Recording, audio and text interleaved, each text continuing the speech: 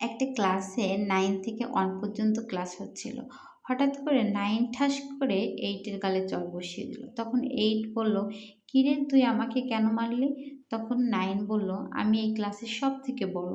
আমি সবাইকে মারতে পারি, শাসন করতে পারি, আঘাত করতে পারি।" তখন 8 করল কি 7 কে কষে দিল এক চড়। এভাবে সবাই সবাইকে মারতে থাকলো। এবং ক্লাসের সবথেকে ছোট যে 0 সে রুমের এক কোণে জড়সড় হয়ে বসেছিল। তখন 1 তার দিকে এগিয়ে যাচ্ছিল।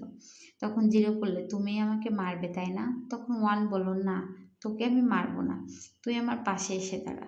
তখন 0 তার পাশে এসে দাঁড়ালো। তখন তারা 10 হয়ে গেল। তো এখন তারা ক্লাসের সবথেকে বড়। তো এভাবে আমাদের সমাজে প্রত্যেকটা মানুষকে যদি আমরা কাছে টেনে নিই, আঘাত না করে যদি তাদের ভালোবাসা দিয়ে আমরা কাছে টানি, তাহলে আমরা কখনোই ছোট হব না, বরং বড় হব।